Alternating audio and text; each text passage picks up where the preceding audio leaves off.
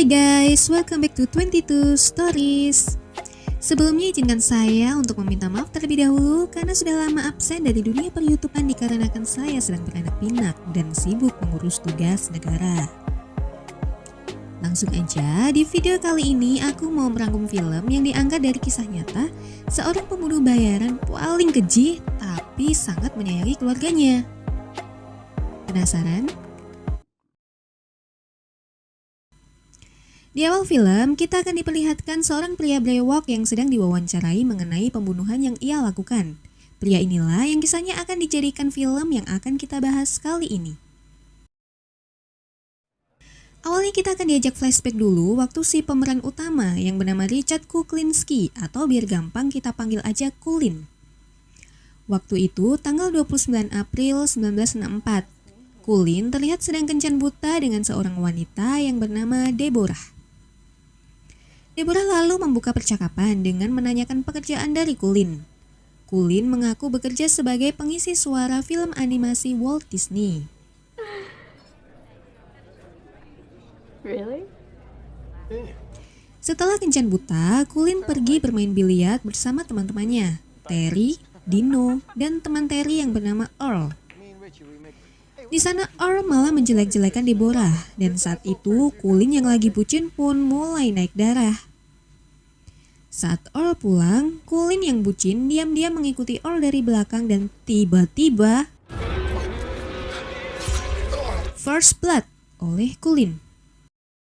Kemudian kita diajak ke tanggal 14 September 1965, yang berarti sudah 1 tahun setelah kejadian tadi. Kulin terlihat sedang harap-harap cemas menunggu di rumah sakit. Ternyata Deborah yang sekarang sudah menjadi istri Kulin sedang melahirkan putri pertama mereka. Di ruang kerjanya, Kulin sedang sibuk mengepak film porno. Nah, ternyata si Kulin ini bekerja di industri pembuatan film porno, jadi bukan pengisi suara Disney. Kulin lalu mendapat telepon dari temannya yang bernama Dino. Dino menyuruh Kulin untuk segera pergi dari kantornya karena bosnya yang bernama Roy DeMeo akan datang. Tapi telat, Kulin yang akan keluar dari kantornya bertemu dengan bosnya tersebut. DeMeo meminta Kulin untuk mengantarnya ke dalam untuk mencari Dino. Tapi karena Dino tidak ada, Kulinlah yang menjadi sasaran kemarahan bosnya untuk segera menyelesaikan kaset film porno itu. Kulin mencoba untuk menjelaskan jika peralatan di sana tidak bisa dipaksa untuk memproduksi film dalam jumlah banyak dan dalam waktu yang singkat. DeMeo tidak mau tahu sambil berlalu pergi. Tak lama kemudian, anak buah DeMeo datang dan mengatakan bahwa bosnya ingin bertemu dengan Kulin lagi. Keesokannya, Kulin mendatangi DeMeo. Tiba-tiba DeMeo menodongkan pistolnya ke muka Kulin. DeMeo ingin merekrut Kulin menjadi anggotanya. Di sana, DeMeo kemudian memberikan tes kepada Kulin untuk menembak gelandangan yang ada di pinggir jalan. Tanpa babi bu, misi langsung dijalankan oleh Kulin dan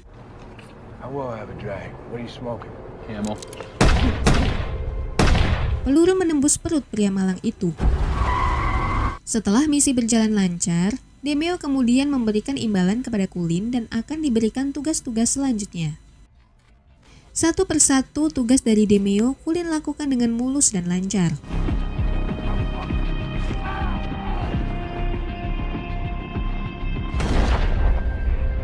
Tapi di balik keganasan dalam membunuh target-targetnya, di depan istri dan kehidupan sosialnya, Kulin menjadi sosok yang sangat berbeda.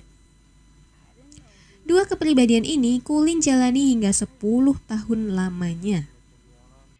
Saat nongki dengan teman-temannya, Kulin mengaku sekarang bekerja di sebuah bank internasional, sehingga membuatnya sukses seperti sekarang. Dia menjadi kaya, pindah ke rumah yang besar, dan punya 2 putri yang sangat Kulin sayangi, Annabelle dan Betsy. Next kita diajak ke 1 tahun kemudian. Josh, salah satu anggota geng DeMeo, melakukan transaksi narkoba. Tapi bukannya dibayar, Josh malah menembak mati kurir barang haram tersebut.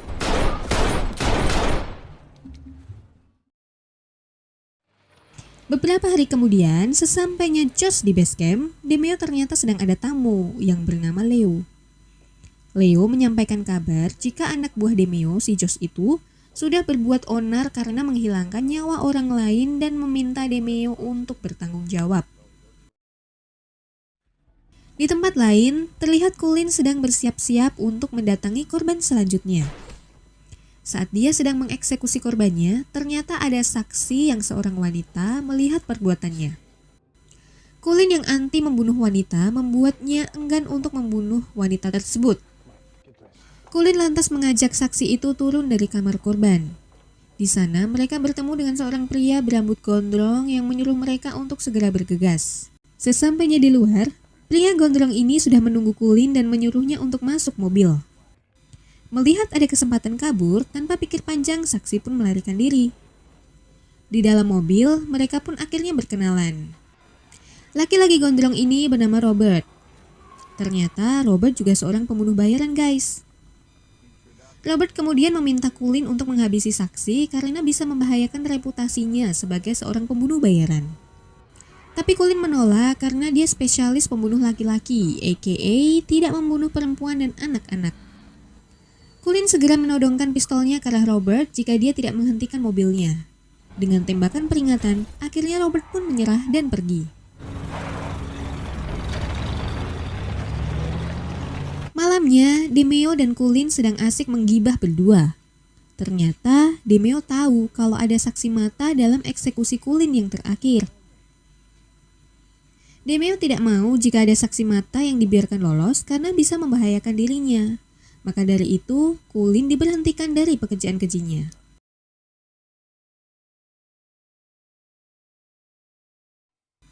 Scene selanjutnya terlihat Colin dengan kumis tebalnya. Ini menandakan sudah beberapa waktu berlalu sejak Colin di PHK. Colin mendapat telepon dari penjara. Keesokannya, dia bersilaturahmi ke penjara tempat di mana adiknya yang bernama Joey sedang melaksanakan hukumannya. Joey sudah dipenjara 11 tahun karena kasus pembunuhan. Ia meminta Colin untuk menyewakan pengacara untuknya agar bisa bebas. Colin menolak karena selain dia sudah tidak punya penghasilan, dia juga tidak bisa memaafkan adiknya karena sudah membunuh seorang gadis berusia 12 tahun. I'm sorry, alright? Besoknya, Colin mendatangi Robert yang sedang berjualan es krim dan kue di taman. Damn, my last. You got a second? Colin kemudian mengajak Robert untuk bekerja sama dan Robert menyetujuinya. We're not exactly membership material. Might as well look out for each other, right?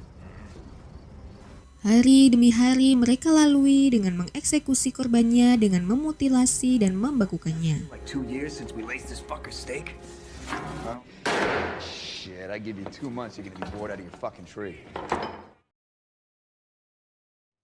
Berpindah ke scene berikutnya, Josh sampai di base camp Demeo dan sudah ada Leo di sana. Demeo yang hidupnya menjadi tidak tenang karena ulah Josh beberapa waktu yang lalu berusaha untuk membunuh Josh. Leo yang ngelihat gregetan langsung mengambil alih dan membunuh Josh di tempat.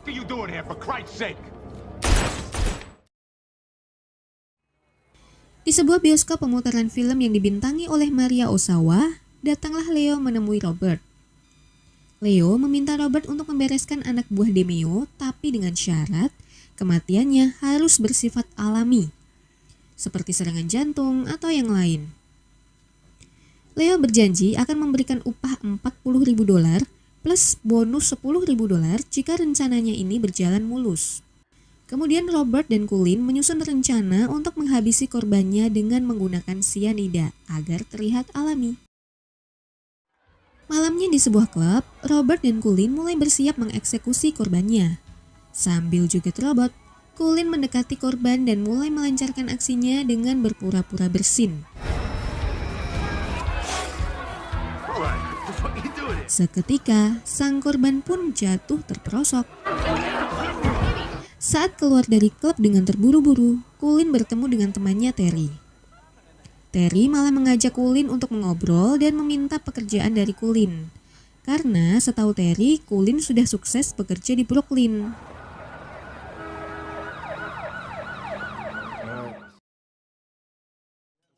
Keesokannya, Cullen sedang bersiap untuk berpidato di acara ulang tahun anaknya Annabelle.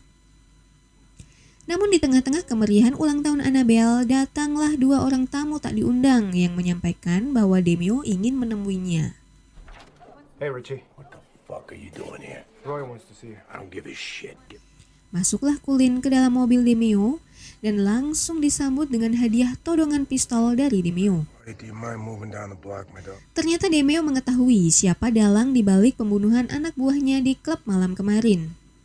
Cullen mencoba mengelak, tetapi Demio marahnya udah sampai ubun-ubun.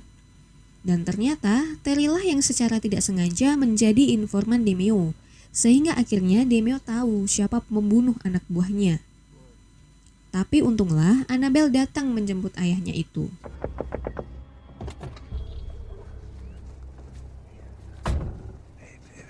Saat masuk ke dalam rumah, Dino menghampiri Cullen yang terlihat ada sesuatu yang tidak beres.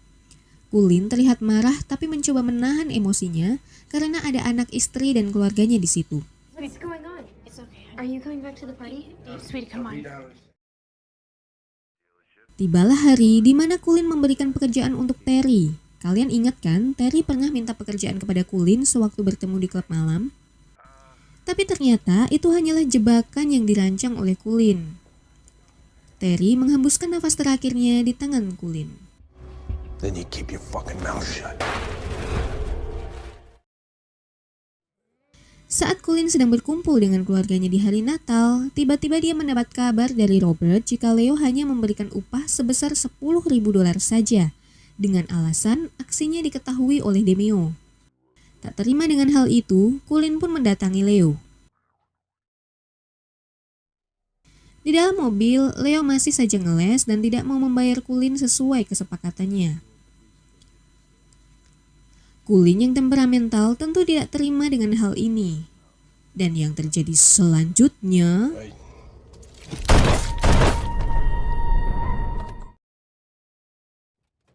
Di tengah perjalanan, Cullen mendapat kabar dari anaknya Betsy kalau Annabelle mengalami tabrak lari.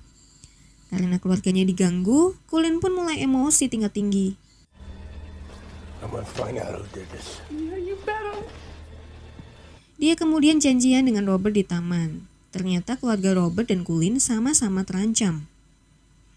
Robert kemudian memberikan sebuah ide gila. Dia meminta Cullen untuk membunuh keluarganya dan begitu juga sebaliknya, Robert akan membunuh keluarga Cullen. Robert juga menyampaikan jika ia tahu di mana rumah Cullen. Cullen langsung berspekulasi jika hal yang menimpa Annabelle adalah ulah dari Robert. Cullen pun langsung menembak Robert sebelum ia berhasil mengeluarkan ingusnya. Di rumah sakit tempat Annabelle dirawat, Dino datang menemui Cullen. Dino ingin mengenalkannya dengan Dominic yang akan memberikan Cullen pekerjaan. Yeah.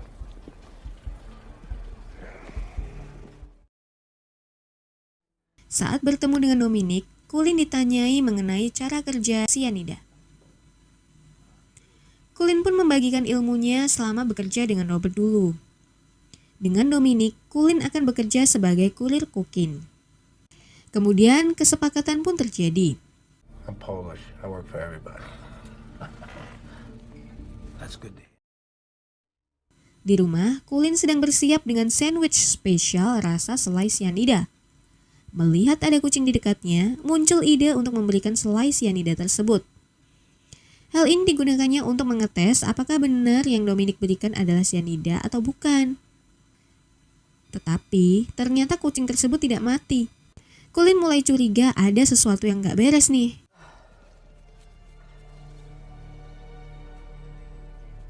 Tak lama kemudian, beberapa mobil polisi menghadang mereka. Cullen dan Deborah kemudian ditangkap paksa.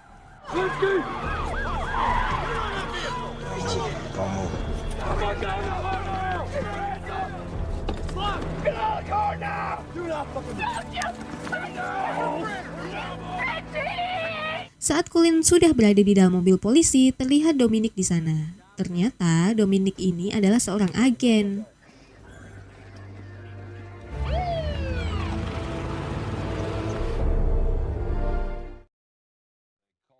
Di persidangan, dengan dihadiri istri dan anak-anaknya, Cullen dijatuhi 2 hukuman seumur hidup di blok sel yang sama dengan adiknya Joey. Dan dia juga tidak diperkenankan melihat keluarganya lagi.